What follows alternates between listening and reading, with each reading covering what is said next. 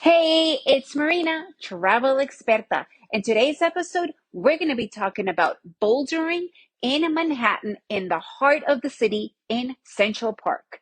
Are you ready to make every day an adventure? Well, let's begin. So here's the interesting part. I have lived in New York City and around New York City for the better part of my life. We're talking like almost 30 years. I have visited Central Park, which is considered to be one of the largest parks in a city in the world. So it's easy to say that it's fair to say, I should say, that it is huge. And I've been there so many times on so many different occasions doing all different kinds of activities. But who would have known that it's also one of the more popular areas to go bouldering? So bouldering is rock climbing when there's boulders. You don't need to have a harness, but you do need to have crash pads. It's literally climbing maybe like 6 to 9 feet max, so that if you fall, it's not too high of a fall. So there are two sections in Central Park. One of them is called Cat Rock and the other one is called Rat Rock. Cat Rock, like the kitty cat, is mainly known because it's a much higher grade. It's a lot more complicated than Rat Rock. Rat Rock is the levels are much easier and they do go pretty high, but you could go with people that are relatively beginners to quite advanced, and everyone could have a good time. They are in two separate areas. Rat Rock is located right where the softball fields are, and Cat Rock is located right by that famous bridge, or I should say the bridge that was made famous in the movie Home Alone. However, it's really easy to find right there in Google Maps. You could just literally put in Rat Rock or Cat Rock. So, since I'm married to a rock climber and both of my sons are rock climbers, and we were in a gym, a climbing gym around there, and everybody's like, you have to go. I mean, come on, it's one of the coolest places. It's popular. Everybody knows of it.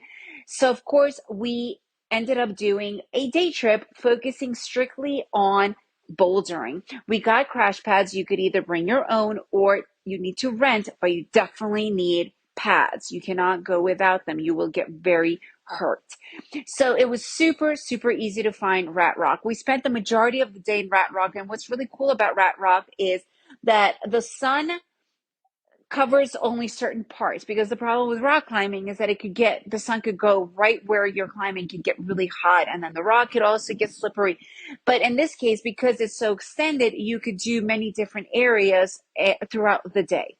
We went on a Sunday. We arrived 7 in the morning. So if you're going to be coming in a car, arriving 7 in the morning on a Sunday is absolutely perfect. You could find parking in seconds and you could park all day. So it was really easy. And when we arrived, the park was pretty much ours for the majority of the morning until around 9-10 a.m. when people started to show up. But even then, nobody really came to Boulder. So it was really like our own bouldering place for the day.